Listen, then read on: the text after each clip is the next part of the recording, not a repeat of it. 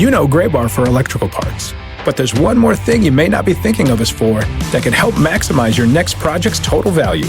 Our pre-project planning services are designed to help you win the bid, save on labor costs, and keep your installers productive across your entire build. The sooner you call us, the better. Because when we're there from the beginning, we can anticipate your needs and help you solve problems before they become problems. Yep, Gray Bar does that.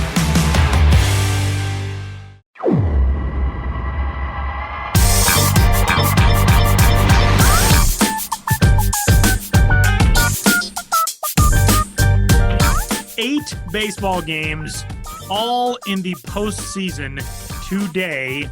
As we open up this week's episode of the Show Before the Show podcast, it has been the most loaded day of playoff baseball in anybody's memory ever. How have you enjoyed it? I'm Tyler Mon. He's Sam Dykstra. Sam, what's the day been like for you today? No, it's been really fun. It's been really fun to see baseball kind of take over the sporting world. As we're talking right now, the NBA Finals is playing, but like 8 playoff games in one day. This has legitimately never happened.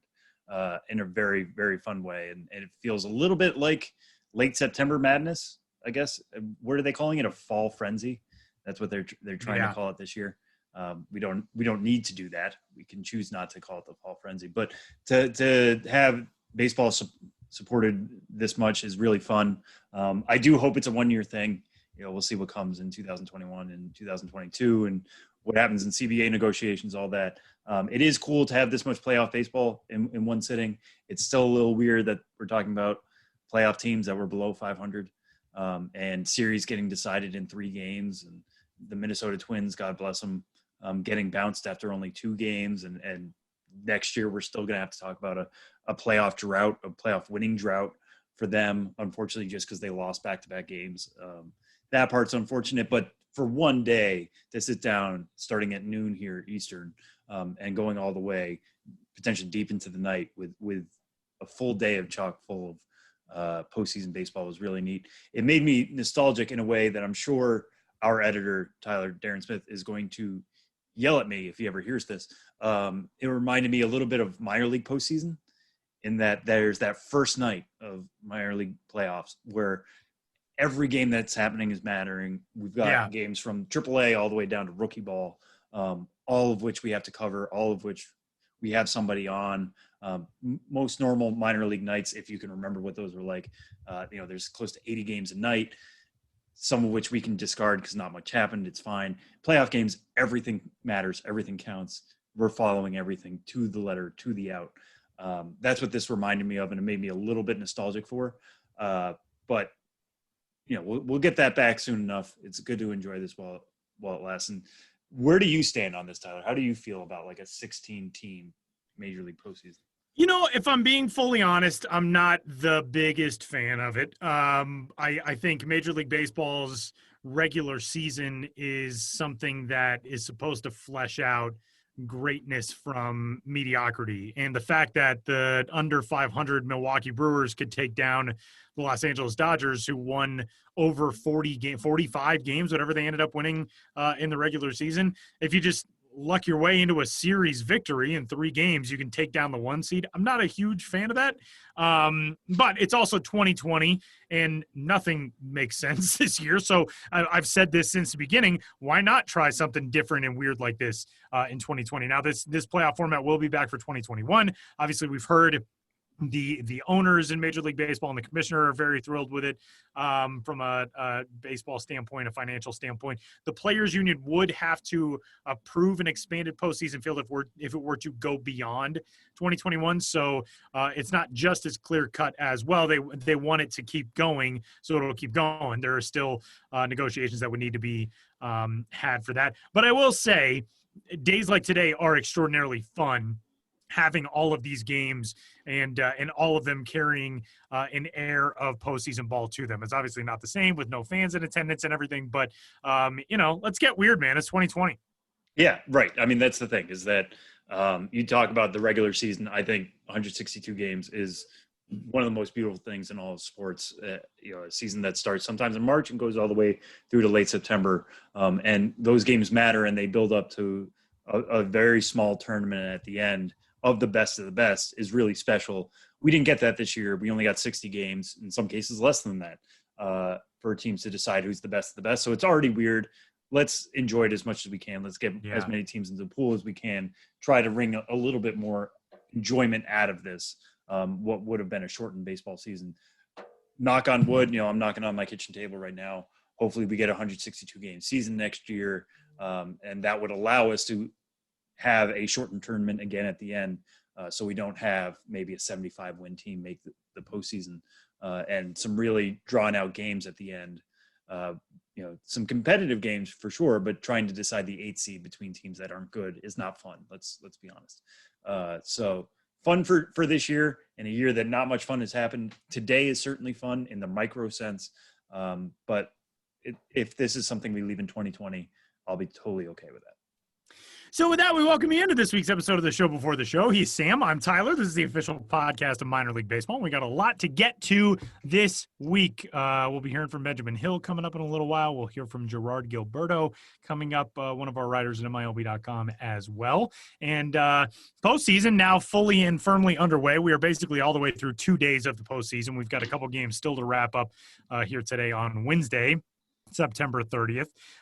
But we are going to discuss prospects who are set to make an impact in this postseason, this wild 2020 format with 16 teams having made it across Major League Baseball. So what Sam and I are going to do is we are each going to pick 2 position players, 2 pitchers, and then 1 swing guy who can be either one of those categories, a pitcher or a position player, who will make an impact in this 2020 postseason. Now, Sam, are these guys who still retain their prospect status or just guys who are rookies? Tell the good folks who are tuned in.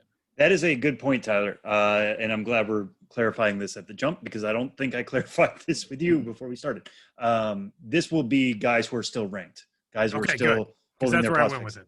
Good. So Luis Robert, for example, is not part of this conversation. Perfect example. A guy who came up and blew the doors off of Major League Baseball, but graduated from prospect status. Exactly. We can't, if the guys exceeded 130 at-bats, 50 innings, 45 days of service. Actually, we can talk about that later as well. There will be no repeat rookie of the year. We've teased that before. Things changed a little bit this year. Those days of service will count in September. Those guys are off the board completely. You have to still be ranked as a prospect. And at this point, if you're still ranked, you're going to be ranked going into 2021 too, because playoff games don't count towards your at-bats, innings pitched, or days of service. So these are just current prospects. We can still call them minor leaguers, I guess, technically, but realistically, they're actually in the major leagues. So that's the parameters: 2 position players, 2 pitchers, and 1 either or. And I have a feeling that we may have some crossover in this. But Sam, let's hear your list. Well, are we doing this as a draft, or are we doing our? Okay, we can do it that way too. Let's do it then. Who gets? That's what I was thinking. Yeah, I'll give you first pick, Tyler, because this is an idea and a format that I sprung on you.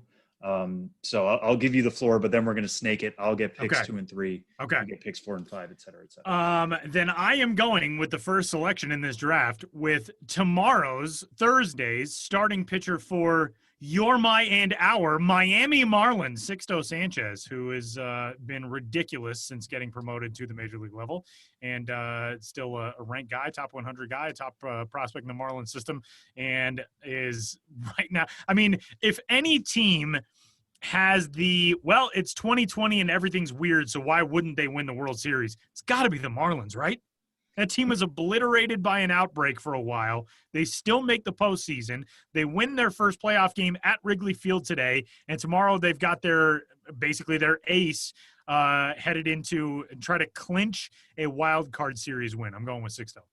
Yeah, and the thing about the Marlins is they've never lost a playoff series. Yeah. Technically never, true. Literally never. 1997 and 2003, swept all the way through and won the World Series twice, and did it as a wild card each time. That's true. That's true. Pretty amazing. That would be the craziest outcome, is the Marlins winning the World Series. But you know what? It's 2020. Let's have some crazy outcomes. Let's get weird. Yeah. All right. All right. So Sixto Sanchez is off the board. I'm going to go with my number 1 pick. He was actually my pick for NL Rookie of the Year at the beginning of the year. Did not work out because he got off to a really slow start. But Dylan Carlson has really turned it around since he got called back up. They sent him back down. The Cardinals did. they've had some outfield trouble. They thought Dylan Carlson would be the solution. We all thought that would be the case. Didn't work out the first couple days. Sent him back down in early September. Brought him back, I think, September 18th. He's been dominant down the stretch. I think he's got his slugging percentage above 600. Really started to turn things around. And this is a little bit of cheating, but today, as we're speaking here, he helped the Cardinals win 7-4 against the upstart San Diego Padres, somebody a lot of teams really like. And they started him at the cleanup spot. They used him as protection for Paul Goldschmidt, between him and Yadier Molina, two of the better players in the Cardinals lineup. So that's how much they believe in how hot his bat is right now. He reached in 4 of his 5 plate appearances. He had a double and a single and 2 walks.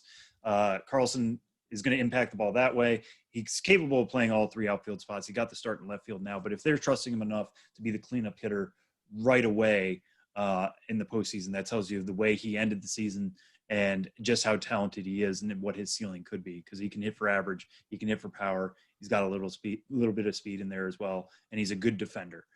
So Dylan Carlson, my first pick, and he'll be my first position player. My second, I guess I have to go pitcher, because if you're going to take Sixto, then you could just build like a great rotation and leave me flapping in the breeze. Okay. So I'm going to go with another person who's starting in game 2 of his series, Ian Anderson. Okay. Ian Anderson, did not expect this. We expected him to be good coming up. He was a former first-round pick. Sam.Dykstra at Braves.com. Yes, the meme continues. The trouble is I don't think of these until I say them, and then you say them, and it makes me look worse. Listen, Ian Anderson, the number 34 overall prospect in baseball right now, had an ERA below 2 in 6 games. It's only 6 games, but they were 6 very strong starts. Struck out 41 batters in 32 and a third innings. His stuff is obviously playing in that Atlanta rotation already. He's got a good fastball. He's got an above-average curve and above-average changeup. Not a lot of spin rate, but he's always made that work really well because he's throwing from a fairly high slot, 6'3". But Ian Anderson was a stabilizing force for the Atlanta rotation. They had some real struggles there for a while. Guys getting hurt, guys just being generally ineffective. Max Fried was looking like an ace and a Cy Young contender, and he still might be given the way he ended the year. But he had some injuries down the stretch. It was who is going to be our big starter in September. That turned out to be Ian Anderson. Obviously, they trust him enough now to give him a game 2 start that they could use now to potentially shut down the Reds and make this a 2-game sweep. If the Braves go into deeper rounds, which they very well could, he'll continue to get a lot of starts. He could get 2 starts in a best of 7 for all we know. So Ian Anderson has the stuff to play right now. He's got the results. He's got the trust of his staff. Ian Anderson's my first pitcher off the board. Here's a pick that is not going to be, we are in an era of baseball in which the 3 true outcomes are so in vogue with everything hitting wise, with strikeouts and walks and home runs. And I am kind of going to go on the other side of that on the offensive equation. But a guy who I feel like is well suited for postseason baseball, especially in 2020, because he's so different from that mold, is the Chicago White Sox, Nick Madrigal. And I know he had a tough defensive play today that opened the door early for the A's to score some runs on the way to their Game 2 win. They'll go to a decisive Game 3 tomorrow. But Nick Madrigal, his bat-to-ball skill is unlike basically anybody else's in the game. And in October, starting tomorrow, Dane Cook voice, there's only one. Does anybody remember those 2007 postseason commercials? Maybe the worst in Major League history. I feel like I'm supposed to be the person reacting on behalf of the audience. October. Nick Madrigal, I just feel like, is in a position where if you're up and it's 1st and 3rd and it's the 6th inning and you need a line drive to break a tie and you're in the bottom of the order, wherever you are, wherever he gets a start from night to night, there are few guys that I would rather have at the plate in a spot where you just need a hit than Nick Madrigal. And those spots are so heightened in Major League Baseball in the postseason. And I don't know. I've just got a feeling that Nick Madrigal does something in this playoff run if the White Sox make it past tomorrow. And especially in this age in which we live, he's actually a very, very good 2-strike hitter. This isn't somebody who just he gets to 2 strikes and puts the ball in play and doesn't strike out, but it's a meager out. Like he keeps strikeouts low, but everything else, like he gets a lot of hits with 2 strikes. And like you said, there's going to be a lot of big moments in this, in these playoffs. And a lot of those are going to come down to 2 strikes. And that's pressure packed moment. If you have somebody who can rely on a routine, rely on an approach, Nick Madrigal's that guy. So that'll work pretty well. Even, hopefully he's moved on beyond the defensive miscues he had today. But there's every reason why he's starting second baseman for the White Sox at a time when they're really going to be going for it these playoffs. Oh, I have the next. You got the next. Oh, good. That's fantastic. Because I'm going to go with his teammate Garrett Crochet, who's been absurd, and I knew I was going to steal from you if I took him. But Garrett, first-round draft selection out of the University of Tennessee, does not even see a minor league field, gets to make the jump onto a major league roster and just be ridiculous in his debut season. This is the time of year for guys like that who can sling 1,000,000 miles an hour and get big outs in the playoffs. I'm grabbing him. That's not fair because I felt like he would be the perfect flex, as if I could like sneak him past. No, secret's out. 2 guys on a secret's out. Right, on a prospects podcast. But he would have been so good. All right, fine. So I'm going to go with my next pick, somebody who, again, this is kind of cheating because we do this podcast. It comes out normally Thursdays and Fridays. We're trying to stick to that schedule, and that means we're a little bit behind on postseason games. But somebody who's already been a good performer in the playoffs is Randy Arozarena of the Tampa Bay Rays. 2 reasons why I'm picking Arozarena. One, the whole point of this draft is to have guys who make postseason impact. And in order to make an impact, your team needs to be in it for a long time. The Tampa Bay Rays, they've already clinched over the Toronto Blue Jays. They swept that series pretty easily. They're also the number 1 seed. They're also very talented. And Arozarena's been right in the thick of that lineup. Didn't start the year with the club. They actually called him up the same day they traded Jose Martinez to the Cubs. They kind of cleared a spot in the outfield for him. But what he's been able to do since getting called up has been really special. He showed more power than I think any of us expected. He had 7 home runs after getting called up, slugging .600, does a lot of things really well. He's an above average runner. He's an above average fielder at a time when the Rays have a lot of really good athletic outfielders, but Austin Meadows is hurt. He hasn't been playing. They plugged in Arozarena to that number 3 spot. Again, they trust him to be the heart of the lineup, and he's really come through here in that 2-game series against Toronto. We'll see what happens when they move, I think, to California and, face a little bit more tougher rotation and a tougher pitching staff. But Arozarena does all these things pretty well. There's a lot of 55s, a lot of 60s on his scouting sheet. And the Tampa Bay Rays and Kevin Cash are going to get the most out of his skill set and put him in a place to succeed. So he's my second position player after Dylan Carlson. The next one I'll take is Dane Dunning. I will stick with the White Sox pitcher. If you're going to take a White Sox pitcher, I'm going to take a White Sox pitcher. This has still not been announced yet. By the time you hear this, you might know better than we do. But Dane Dunning put himself in a position to be the Game 3 starter for the White Sox. You heard us talk to Chris Getz about this a couple weeks ago and what Dunning has put in since he missed all of last year with Tommy John surgery. If he was going to pitch next in a game that mattered, it was going to have to be in the major leagues. He's been a really, really strong starter for the White Sox in kind of a surprising way coming off of surgery like that.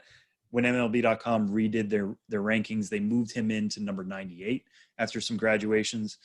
Again, 55s across the board for him for fastball, curveball, slider, and changeup.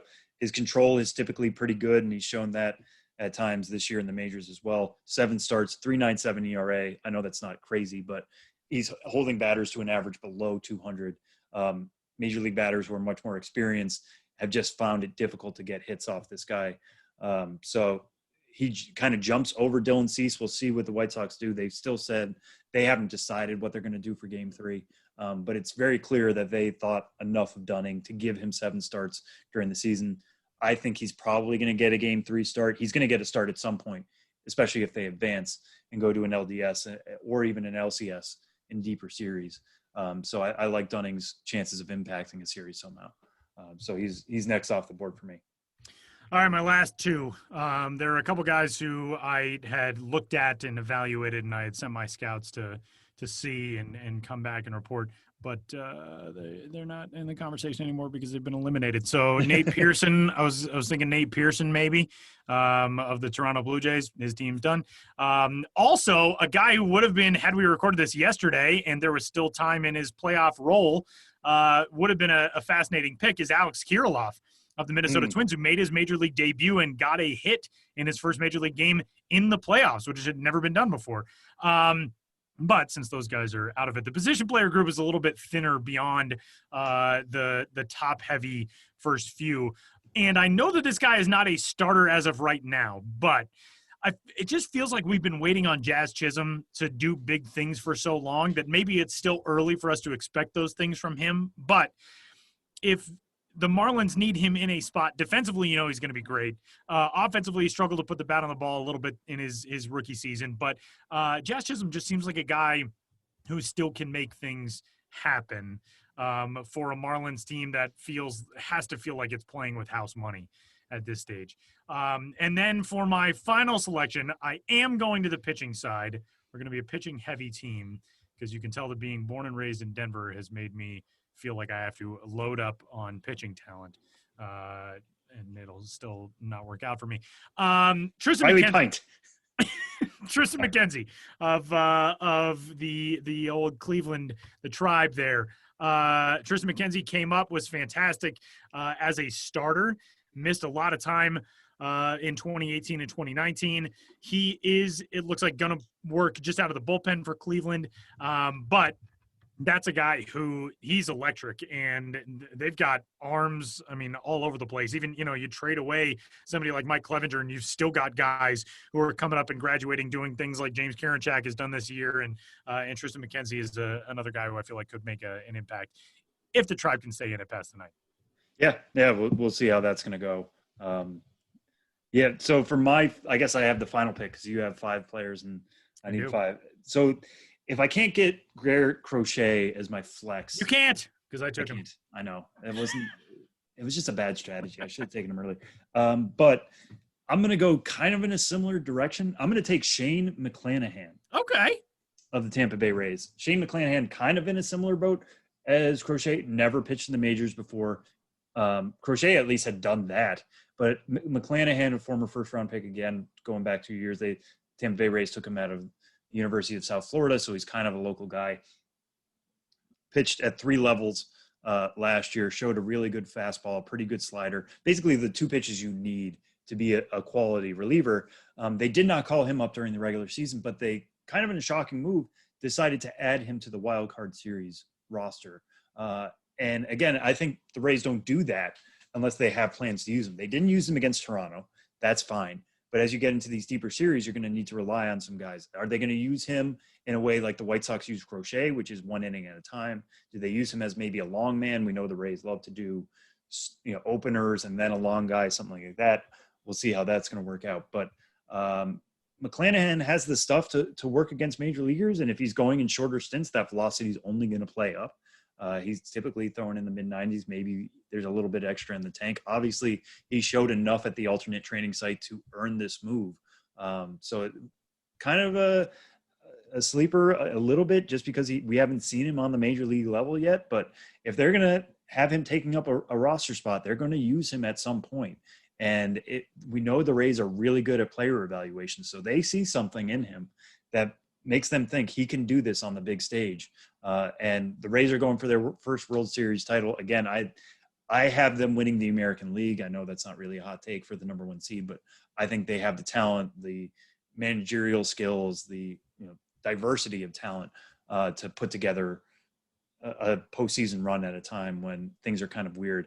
I wish we could have taken like a Dodgers prospect. Keibert Ruiz was on the board, but the Dodgers, just as one would expect of a very good major league team, aren't really loaded with prospects right now. At least guys with still prospect status remaining. Dustin May's graduated. Tony Gonsolin's graduated.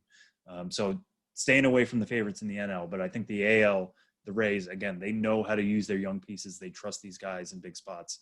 And I think we could see them reap the rewards here in the coming days and weeks.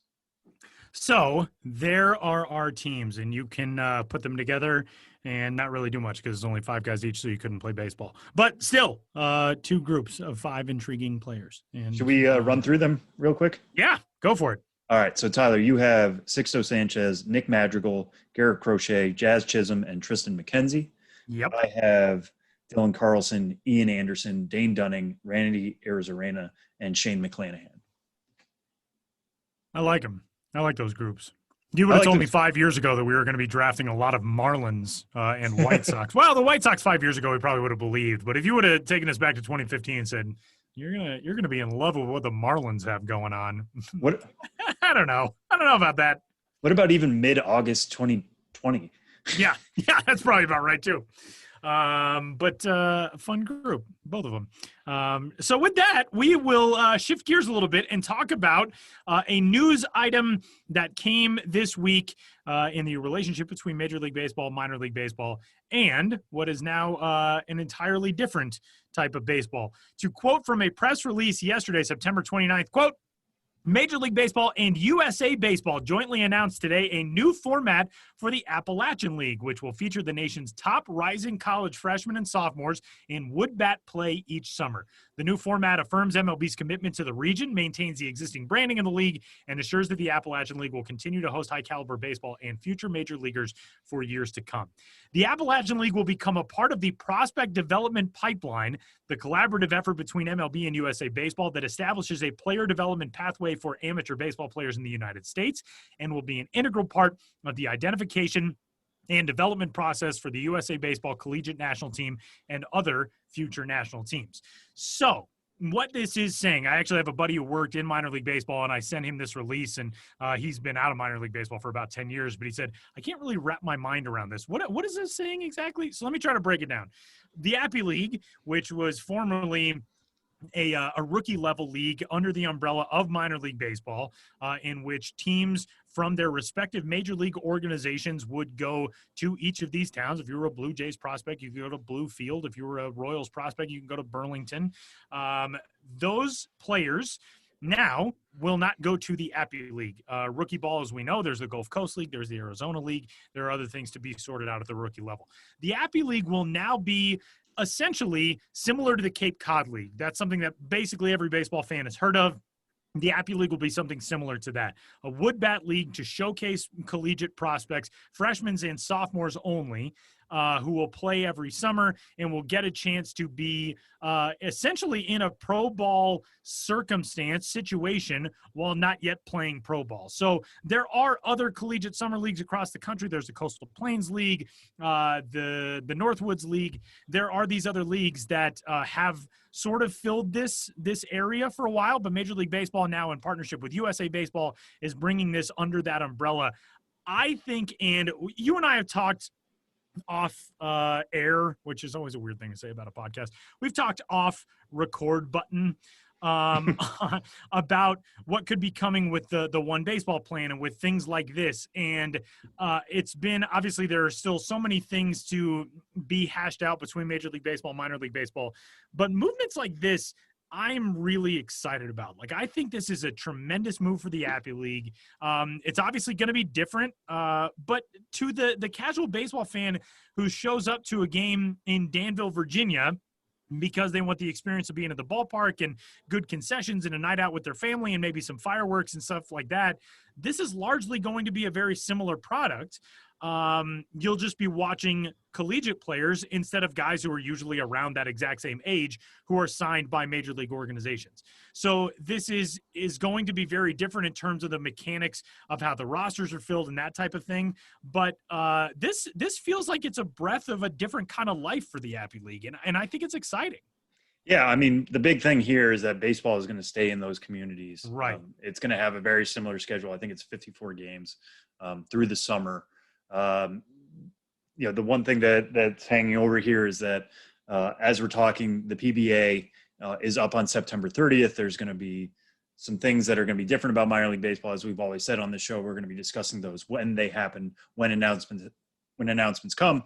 The Appy League was an announcement. There was representatives from Major League Baseball, USA Baseball, the Appy League itself on a call this week that I joined, and everybody seemed excited about this opportunity. What's coming to the Appalachian League. They claim that they're going to be able to get premier college talent. A lot of this, since USA Baseball is involved, and as you said, Tyler, they are in charge of who gets to be on the national team, the national collegiate team, the future teams like going to the Olympics or potentially even, Tyler, you know this better than I do. Are they involved in the WBC selection or no? Yeah. So that's what's going to be so interesting about this is USA Baseball is, for those unfamiliar, each country that plays, I mean, any sport has a national governing body for that sport. USA Baseball, the national governing body for the sport of baseball, yeah, they fill all the rosters. So the World Baseball Classic, Premier 12, which was the top international competition last year, and then the youth level or amateur level in certain circumstances, age groups. So there's a U23 Baseball World Cup the USA Baseball actually doesn't participate in. And then there's U18, U15, and U12. USA Baseball also fields a collegiate national team every year, which is full of, we've talked to a lot of guys on the podcast who have been part of the collegiate national team. And those guys are generally just a roster that plays exhibition games. They'll play against teams from Cuba or Japan or Chinese Taipei, what have you. So this will be under that umbrella as well. What it helps USA Baseball do is expand out its ability to identify players for those future pathways rather than just, oh, well, here's a week-long camp in Florida or Arizona or at the USA Baseball facility in Cary, North Carolina. This will expand the ability for them to catch so many good players in that net far beyond what they've already got. Yeah, and it's going to be kind of like a different type of player that you're going to see there. As Tyler mentioned, the Appy League is kind of the old version of it was a chance to see prospects, usually on the very young side, get their first chances away from the complex, away from the GCL, the AZL, or even the DSL if they kick them straight from the complex in the Dominican. And now it's going to be college guys. And somebody who, like myself, who grew up going to Cape League games, it was really exciting to go to Cape League games because you knew a lot of those guys were going to make it to pro ball, and a lot of them were going to make it to the majors. Now, how talent's going to work here and adding a big league like this to the college wood bat, summer landscape, how is that going to affect the Cape League, some of the other ones that are involved here? That's still yet to be seen. But I think USA Baseball having such a heavy hand in this, Major League Baseball being involved in the partnership, means that good quality talent, apparently the coach of Vanderbilt, Tim Corbin, is involved in the steering committee of this. So some of his players are going to go there to the Appy League. One exciting thing about this as well for people in those communities is that now these teams won't be named after their parent clubs. You won't have the Danville Braves anymore. You'll have the Danville, something that means something to people from Danville. The rebrands here are going to be tremendous. We might not talk about them that much anymore because they're not technically under the minor league umbrella. But for people in that area, getting a new hat that has something that actually reflects your region instead of the parent club who's down in Atlanta is certainly exciting. So there's a lot of opportunities here. Personally, yes, it is sad knowing who used to come through the Appy League. Wander Franco played there, Vlad Jr. played there, Jose Altuve played there. But given what's coming and given what's still going to be in those communities, the baseball that's going to be there, the high quality baseball, it's an exciting chance, something new, something fresh, and hopefully it lives up to its potential here in the coming years in those Appy League towns. Also, friend of the podcast, Todd Radom, designed that Appy League logo, and we had him on the show to talk about that. He also did the Southern League logo, the same off season.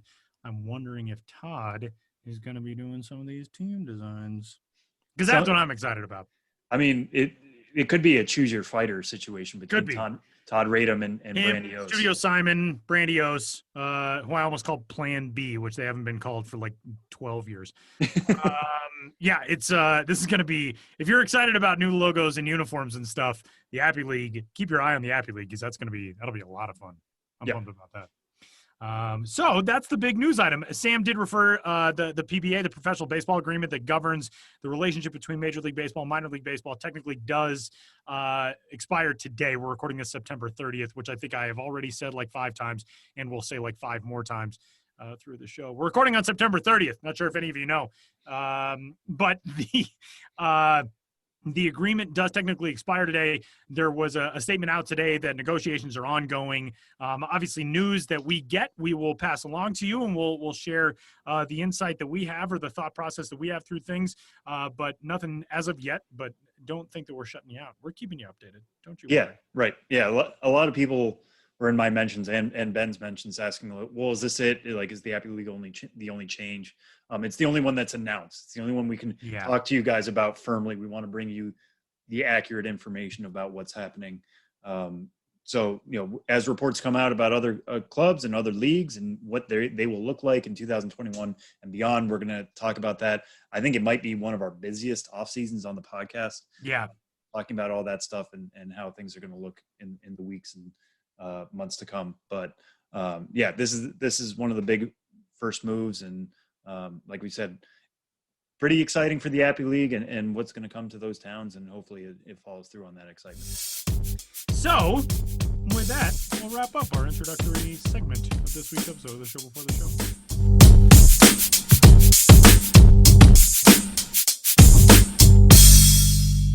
This past year has shown us that without your health, you have nothing. If you're not well, you can't work, look after yourself, or take care of your family. You can't enjoy the life you've worked so hard to build. That's why you need to prioritize taking care of your long-term health today, before it goes from good to bad to worse. So invest in your long-term health with Forward. Forward is intelligent medicine with a personal touch. Their doctors are dedicated to catching top killers like cancer and heart disease early before it's too late. And catching them early could save you tens of thousands of dollars in the long run. Everyone's health history is different, which is why Forward doctors personalize a health plan with you, based on your genetics, lifestyle, and biometrics to achieve long-term results and ensure nothing gets missed. It's time to invest in a doctor that's invested in you. Go to GoForward.com today to protect your future health. That's GoForward.com. GoForward.com. Well, we are joined again this week by Ben Hill in what's kind of a big week for Ben. Ben, thank you so much for joining us. How are you doing? Hey, I'm doing well. It's interesting just to talk to you and not Tyler. So now we can have a secret gossip session about Tyler, right? I know that. Yeah, the show before the show was especially spicy this week. And Tyler, unless he wants to, like I've always said, pay my entire year's salary, he can't find out what we said about him. So that's on him. But yeah, we'll get to why this is a big week for you. We'll talk about the Innovators Summit here in a minute, but we just talked about this in the last segment when it was Tyler and me, about the changes coming to the Appalachian League for the 2021 season, becoming a collegiate wood bat league. Ben, just quickly, what was your reaction to that, and what are your thoughts about the changes that are coming to the Appy League? I think like a lot of things in the world of baseball right now, and just in the world at large, like you can look at it from two different sides and kind of balance those emotions. I mean, part of me is, yes, the Appy League is a league with a long history, a long affiliated history. And, I've been lucky enough to visit every stadium, in the league, and just really enjoyed, how rustic and no frills it is, and just a really, really unique way to experience professional baseball. So I'm sad to see that affiliated, history end for sure. But, there's a lot of uncertainty about the league going forward. And I think one thing we knew, no matter what, heading into 2021, that the Appy League wouldn't exist in its current form. It's a unique league, and that all the teams are already owned by the major league affiliate. And then in most cases, they're independently operated in the local community. But it's not technically affiliation agreements, so it's not beholden to the same structure as the rest of the professional baseball agreements. So we knew the Appy League was going to change. So that's where I feel actually really positive right now. We knew the Appy League in 2021 and beyond was not going to be what it had been. And what we do have is all 10 teams, or all 10 communities, retaining what should still be pretty high-level baseball. I mean, it's all relative. It's not affiliated. They're still collegiate. But these are going to be highly touted players. And, I think some fans will obviously be upset at the loss of affiliation. But I think when you crunch the numbers in years from now, you might see more future major leaguers playing in this new collegiate woodbat Appy League than you did in the affiliated Appy League, because it's a low level of affiliated ball, and a lot of players don't get much further than the Appy League itself. So it's a double-edged sword. There's a lot to digest, but all 10 communities continuing to host baseball, all of them now able to shed the name of a major league team and rebrand specific to their community. I mean, that's kind of fun. 10 new team names that are going to come out of these Appy League markets. And baseball will persist and hopefully thrive. And so, if we're going to sort it all out, the positives, the negatives, the pros and cons, I'm just happy that baseball will still exist there. And I am positive about the future. And the feedback I've gotten so far and looking at, the politicians who maybe would have had an issue if the Appy League was lost, they seem to be saying like, we're glad of this current form. And more importantly, the operators seem to have a positive view of the league going forward. So let's be positive and just be happy for the Appy League. And I'm looking forward to hopefully visiting it again in this new form sometime soon. And just quickly, as somebody, like you said, who has traveled all over the Appy League and got to experience it firsthand, one of the most exciting things about that is the rebrand opportunities, most of which we won't cover anymore. But as somebody who has experience both with the Appy League and rebrand opportunities, what's one name maybe you're really hoping to see in a Pulaski or a Burlington or a Greenville? Yeah, that's a great question. I hadn't thought too much about it. An obvious one that maybe I don't have like a super fond attachment to, but I know there's going to be a lot of agitation for Johnson City to become the Wagon Wheels. I know they've had wagon wheel themed jerseys, but full-time name change to Wagon Wheels, I think is one we could see. I've always been a big fan of the Princeton Rays mascot, Roscoe the Rooster, who talks and is also an amateur on the local wrestling circuit. So I'd love to see some rebranding around a talking wrestling rooster. I just feel that's pretty ripe as well. So those are two that I'd like to see. And yeah, going forward, I mean, the Appy League, though, will not be quote unquote minor league baseball or affiliated ball. Is that something now in our purview going forward in terms of something we explicitly cover? Questions abound. Yeah, no, for sure. I'm kicking myself that I didn't immediately think of Johnson City Wagon Wheels, or maybe just the Medicine Show or Old Crows or something. Like there's so many possibilities there for Johnson City. Maybe just Wagoneers, but they'll make it work.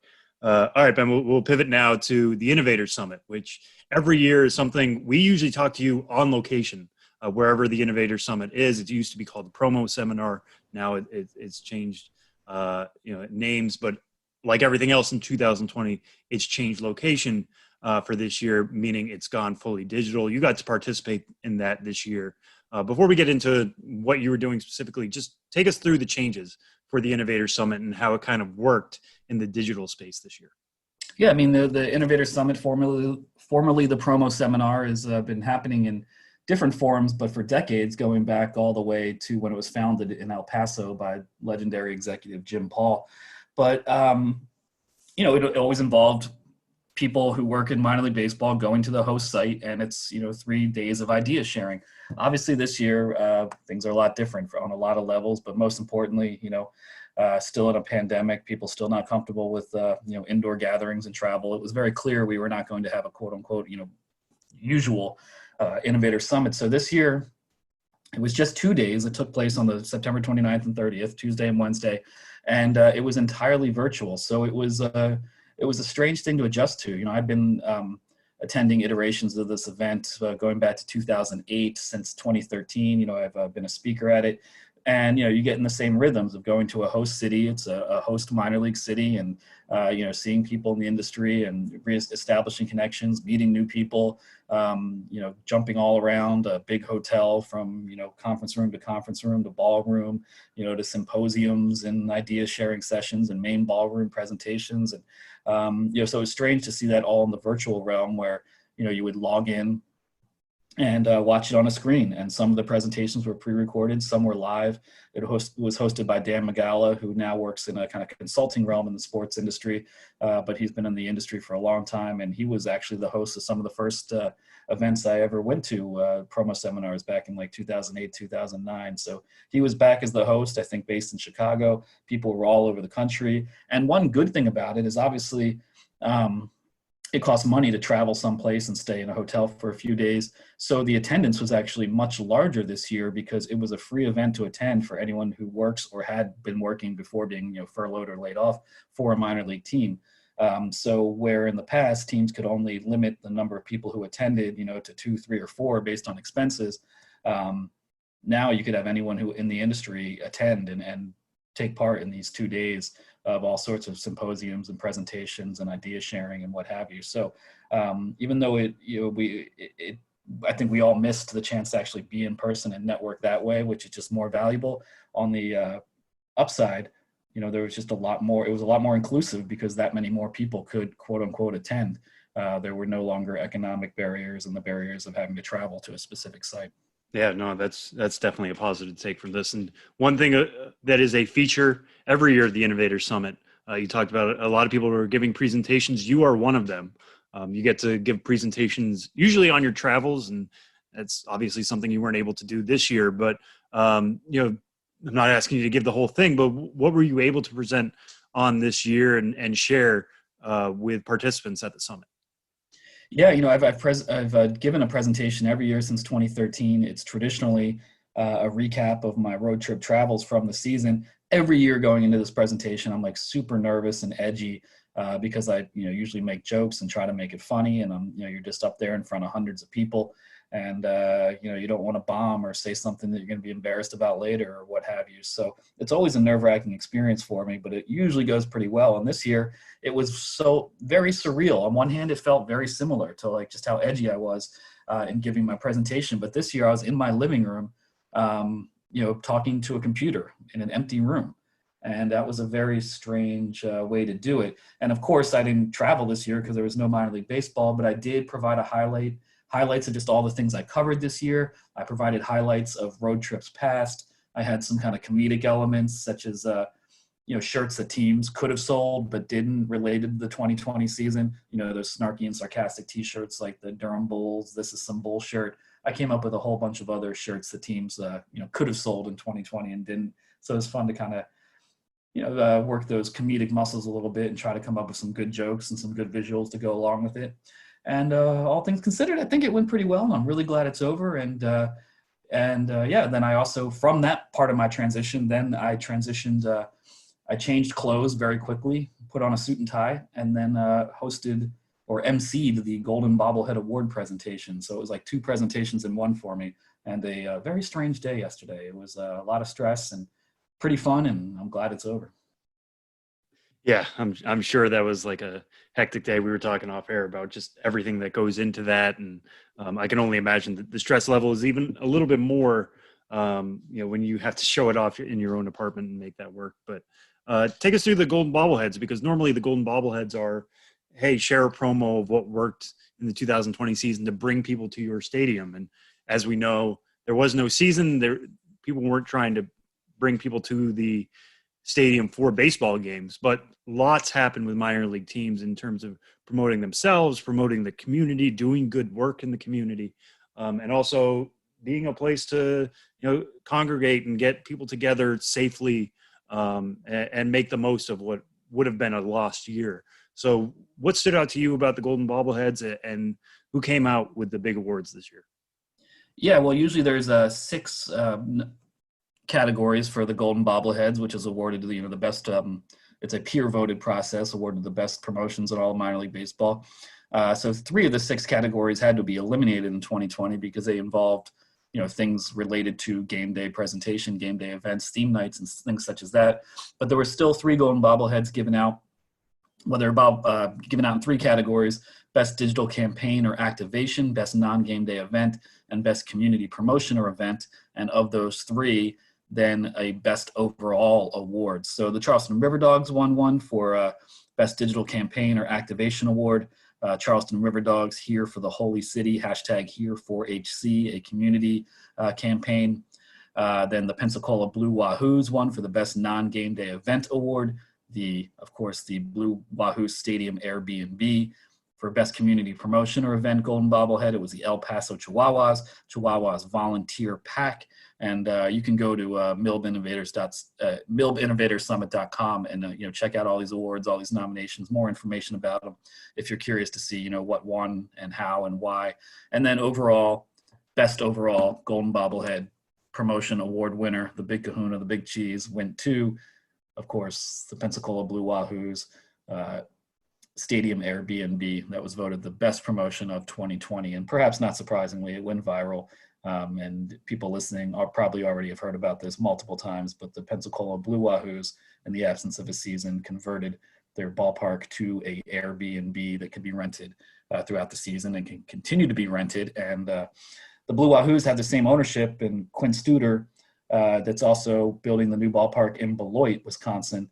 And Beloit has already said in their new ballpark, it will have an Airbnb just from day one as, part of the ballpark itself. So who knows, good ideas spread, and ballpark Airbnbs, as absurd as it sounded this year, might just be more and more standard operating procedure going forward.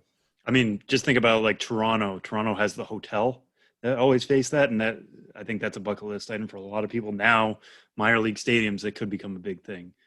Stay within the stadium and make that work. And we'll end on this one, Ben, kind of speaking of that, in terms of what ideas from this year could carry forward. I mean, the whole point of the Innovator Summit is to get everybody together, share ideas, share what worked, what didn't, and pivot to 2021. 2021 is going to be a very different year for many reasons, but not only of which is that they're coming off a year in which they did not have much revenue.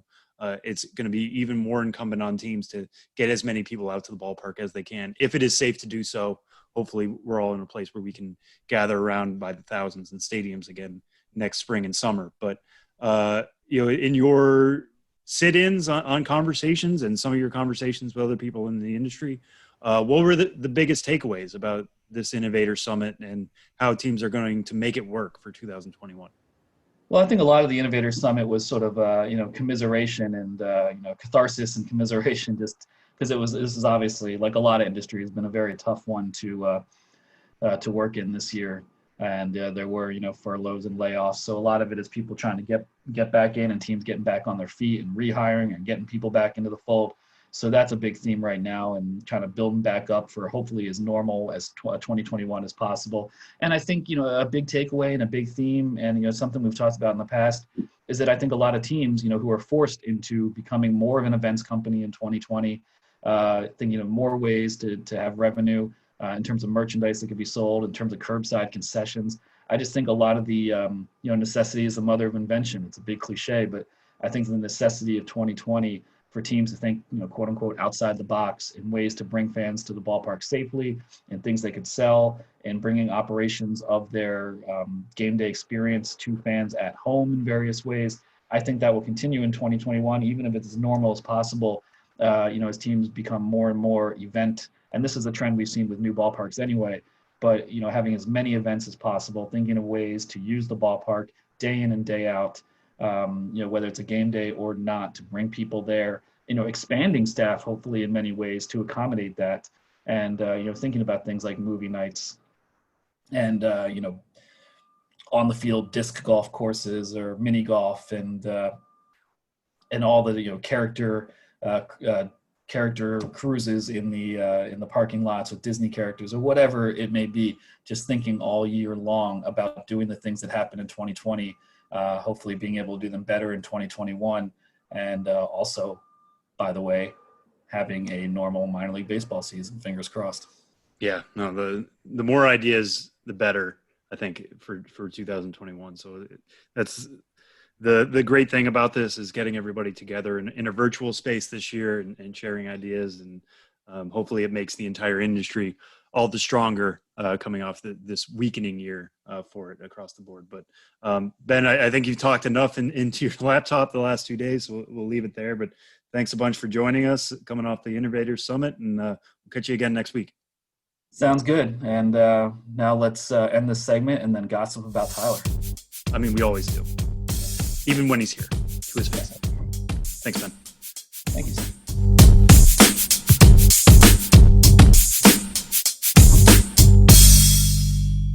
We continue along with our Hispanic Heritage Month coverage this month on MiLB.com, and time to check in with one of our writers for our minor league writer spotlight this week. Gerard Gilberto joins the show. He's got a great profile up on a guy, a manager, maybe a rising star in the managerial ranks in the Chicago White Sox organization. Gerard, what's going on? Hey, what's going on, Tyler? Just, watching this 8 hours of baseball today, which is pretty great. That's fantastic, right? It's been a loaded day. Well, one of the teams that was in action today, the Chicago White Sox, we're recording this on Wednesday the 30th, is the now parent organization of a guy named Guillermo Quiroz, who baseball fans may remember had a very lengthy professional career here in the U.S., major league level, minor league level. He has represented his country. He's a native of Venezuela. He also now is getting into the managerial game, and he has been all over the place. He's one of those guys who may not be a household name, but it seems like has done basically everything you can do in the game of baseball already. And now he's just getting started on this coaching side to his career. Tell us about his road kind of getting in with the White Sox, getting started, especially, just coming out of a playing career that ended only a few years ago. Yeah, so his start there, a guest on the show very recently, came from Chris Getz, and it was something that he kind of saw coming toward the end of his career, and it's important to note that he was a catcher for 17 Always. years. Yeah, exactly. And those are always the guys that get the manager jobs. And he said he kind of saw it coming. He could tell. He told the story that I wrote about in the piece there about his last year in the minors. He was actually a AAA with the Indians in Columbus, and he said there was a few current major leaguers on that team. He mentioned Jesus Aguilar. I believe Gio Urshela was on that team as well, and this was 2016. And he kind of got the sense then that, like, I'm the older guy. They rag on me, they give me a hard time, but I like helping people out, and I like working with these younger guys. And he his background is so deep in baseball. He's, been playing on an international stage since he was a very young child. We'll get into that in a second, I guess, but that he wanted to stay in baseball. And this is really, I call him a baseball lifer, which is something, you just hear all the time. You hear about Terry Collins, guys like that. And he's certainly in the thick of it right now, as far as being a baseball lifer is concerned. And he wanted to stay in the game, and he knew where he was at in his playing career, and he made it happen. Yeah, and let's get into a little bit of what makes this a baseball lifer. Quiroz, talked to you about when he was 10, he went to Japan to represent Venezuela in a tournament there. He got to play in the Little League World Series alongside Yusmeiro Petit, which is pretty cool. They defeated a team from Northridge, California that included Matt Castle. So there's a connection there. Goes on, to a big league career, wins a World Series in a way. He was on the bench. He wasn't really on the World Series roster for the Giants. We touched on some of the other organizations he was in, the Mariners, the Red Sox, the Indians, as you said, the Blue Jays, the Mariners, the Rangers, the Orioles. What do all these little experiences, starting out from when he was 10, getting on the international stage and then coming up through so many different organizations, being at the absolute height, getting to watch Pablo Sandoval catch the last out of a World Series right in front of him. What does he take from all those experiences and put into a coaching career now, as he was just about to get going at Class A Kannapolis? Yeah, so he talked a lot about his playing days when he talked about his coaching philosophies, because as we mentioned, he was on a World Series roster, but he didn't get to play. Those guys don't just sit there, He talked about him and Buster Posey lived in the video room together when he was on the Giants. Earlier, before he got to the Giants later in his career, played with Greg Zahn, and it would just be pouring over scouting reports. And again, watching video. And even some of this extra information, called advanced analytics or whatever it is, it's fairly new to him. Not new, in terms of concept, but new in terms of how he's using it. It's just a matter of considering all information, but he calls upon lessons he learns from these guys that he mentioned that he played with, and that were sort of mentors to him when he was in that position. Greg Zahn was the guy he mentioned up front. Don Wakamatsu, those guys, and some of his old, not just teammates, but his coaches too. So being able to draw on all this experience is basically just, built up a library for him.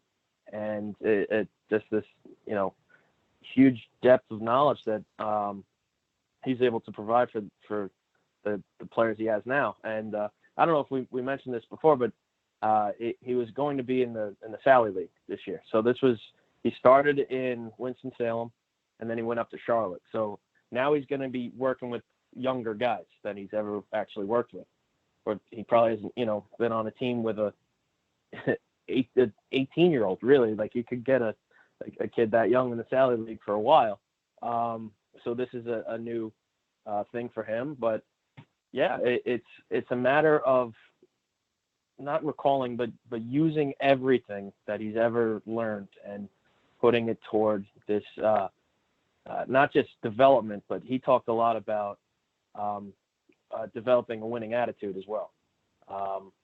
When we talked about the fact that he came into a position where he wasn't just, working with some guys.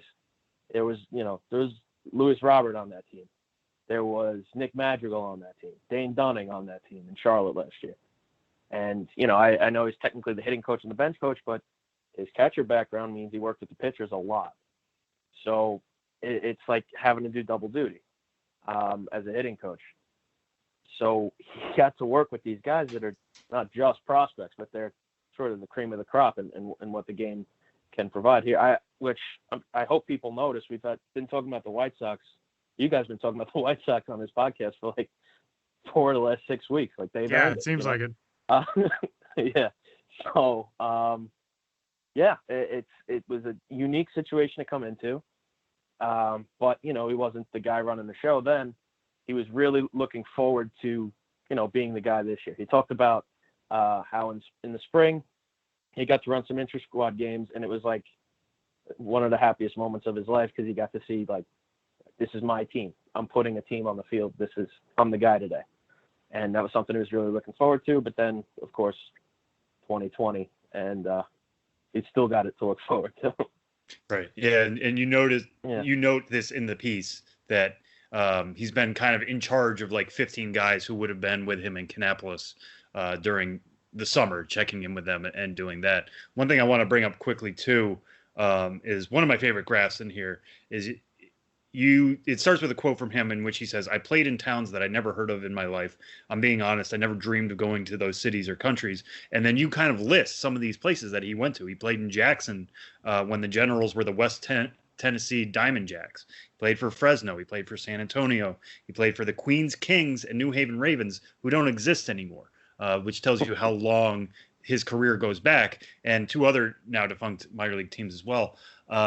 What did that road kind of teach him, not only about what he was as a player, not only as what he was as somebody getting used to the country and visiting new places, but eventually to become a manager of these young guys? There are going to be a lot of guys he's going to be managing potentially next year who have never heard of Kannapolis before in their life, never mind other South Atlantic League towns. So what did that route kind of do for him through the minors to set him up for this managerial job? Yeah. So we talked about a little bit was the marketing stuff that goes into being a ball player in the town. And he said that he always leaned into it. He always loved it. Whether you talk to the kids, you go be an ambassador for the team, and it really doesn't matter where you are, because the same thing is expected of you wherever you go. Now, we both had a laugh because he said, when I got drafted, I got assigned, when I signed, I got assigned to Medicine Hat.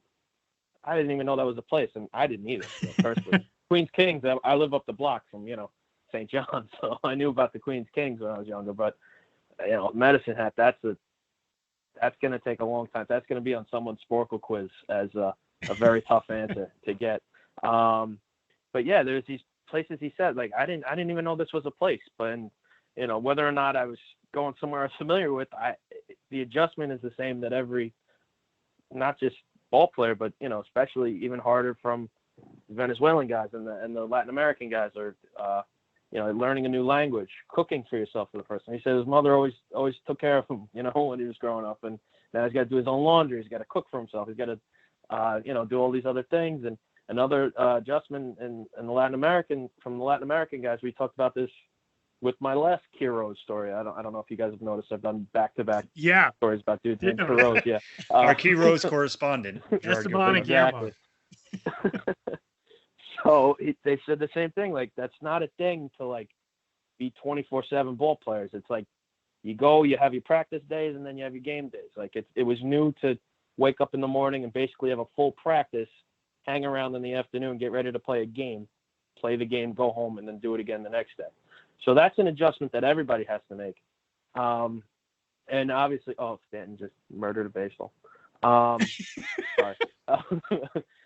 Obviously, these things are difficult on their own. Now, it's not like, I don't want to disparage the fine people of Alberta, but it's not, you go to Queens, you could probably find something where it'd be a little more familiar, or if you need something, there's probably more resources available. Jackson and Medicine Hat, maybe not. So it's just another thing to add to the list. I asked him if he could remember every team he played for. He said definitely not, but I definitely remember the years. And I could say I was with Toronto's A-ball team or something like that. I couldn't say the name of the actual team. But you know what though? He could be his own Sporkle quiz. He's been around. It's a tough, it's a lengthy baseball reference page. And he really enjoyed it. And obviously this year was the first year of the Kannapolis, right? Am I remembering that correctly? Right. Yes. Yeah. Right. Yep. They were the intimidators for all these years, and he was going to be the guy that, this small town was relying on for a lot of, promotion of this new name and this new identity. And they were lucky to have a guy who's sort of been through it, that sort of knows the deal, that knows that this is as much you have to sell yourself to the town as more often than I'd say the average major leaguer. We are player pages at MiLB.com list for each team that a player was with. There's a line break year after year on the stats part of that page. And I would imagine there are not many guys who have a longer list of team after team line breaks than the illustrious career of Guillermo Quiroz. And the crazy thing about it is he's still not even 40. He's 38 years old and he's done all this. Got into pro ball in 1999. Amazing. Yeah, he was hot stuff back in the day too. We had him ranked because I remember seeing an article from last year that Jim Callis the most hyped catching prospects from each team in the list. I guess it was ever. And he was a number 20 overall prospect back in the day. He was, he was signed obviously with a lot of regard, and this was a guy that obviously lasting 17 years is incredibly difficult to do in the major league, in professional baseball. Well, it's a great story. It is up on the site right now. You can check it out at MiLB.com. Gerard, you can find it on Twitter at Gerard_Gilberto. And great stuff, man, as always. This is a really fascinating story. And these are such good guys for us to profile, because it just it takes you into that area of baseball where somebody's in it. They want to be in it. They want to be in it forever. And there's something magnetic about those guys. And this is another great piece. Nice work, man. Yeah, I mean, this was a fun one to write. Everybody loved them that I talked to. I tweeted this out, so I don't want to repeat my joke, but shameless, whatever. This was the most amount of responses I've gotten where I've reached out to somebody about an interview and told them what the story was about. This is the most amount of times I've had someone respond with, "Let me know when that's up. I love Guillermo." That's awesome. I would love that to is read awesome. that. Yeah. Those are so and cool. And it's got everything to do with, I know these people don't know me, so it was all about Guillermo that they were looking forward to reading about. Great stuff, man. Thanks, Gerard. Of course.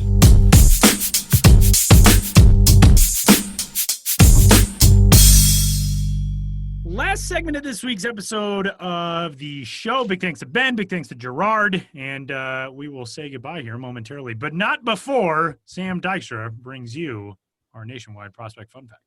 Yeah, so the nationwide prospect fun fact this week, I have to give two hat tips on this one. One to Derek Gould, Cardinals beat writer of the St. Louis Post-Dispatch, who passed on a fact that he got from Chris Tano of the Cardinals. I don't know if it's Tuno or Tano. Apologies to Chris if I'm getting that wrong. But anyways, is a big research point on somebody who was picked from my team in the first segment there about Dylan Carlson. Dylan Carlson is the third Cardinals player aged 21 or younger to bat cleanup for the team in a playoff game. Tyler, can you name the other two? I bet you can. Okay. Don't think One more time. Tell me. Dylan Carlson is the third Cardinals player aged 21 or younger to bat cleanup for the team in a playoff game. Can you name the other two? Albert Pujols. Correct. And You're thinking too hard already. yeah, I probably am, aren't I? Yes. Yadier Molina. No. Give you one more guess. I'm going to be really disappointed in you. You can hear it in my voice right now. Yeah, I know. I can already. I'm like, is it Ozzie Smith? Is it yeah, now I'm so on the spot. I don't know. Tyler. Give me one hint. Man. Well, I know he's a man, Sam. Oh, come on, Tyler. There are people screaming into their listening devices. Yeah, I know. I'm at the end of a very long day. Yeah, that's true. All right, I'll give it to you. Albert Pujols is correct. Albert Pujols. Well, you said Albert Pujols. It wasn't Albert Pujols. Dang it. I was going to just try to jump in when you said it as though I had just thought of it, but then you were saying Albert Pujols, the one I already said. No, it was Albert Pujols in 2001 and Stan Wait, give me the Musial. year. Oh, Stan Musial. Yeah. That was an easy one. I gave you the clue. The clue was man. Stan the man. You should have said the man. I said what I said, and you still missed it. Don't be blaming me. Had a very Stan Musial in 1942. Had a very long day. I am Michael Scott when he deals with Mr. Figaro. That's me. You're not Mr. Figaro. Thank you. Thank you for clarifying. Stan the man and Albert Pujols. And now Dylan Carlson. Dylan Carlson. That's a pretty illustrious list. It went reaching his first 4 plate appearances today before we hopped on to record this. I did not see if he got one more. He did not. He finished 2 for 3 with 2 walks. Pretty solid day. Yeah, it's my best friend from college, diehard San Diego Padres fan. Last time the Padres were in the playoffs, 2006, he and 2 of our other friends from the club baseball team at our school drove down to St. Louis to catch, I think, 2 NLDS games. Padres got swept. He texted me today and said, I'm just terrified they're going to get swept by the Cardinals again. And, man, that first inning did not put him in a good mood. No. It's too bad because and it's going to come down to injuries, unfortunately, with them. You know, they made a big gamble at the deadline. It wasn't even really that much of a gamble, but picking up Mike Clevenger and him getting hurt, and Nelson Lamet, who's been if you watch his stuff in the minors, you always thought he could be somebody, but he was never really like a top 100 prospect, but has turned it into one of the best pitchers in the game. And he's out for the wild card series as well. So then they go to Chris Paddock, who was their ace last year, but got shelled there today. And now they're up against elimination already for the San Diego Padres. So enjoy this insane week of playoff baseball. And we will be back next week to talk about that and more with you. He's Sam Dykstra. I'm Tyler Monk. We'll talk to you then.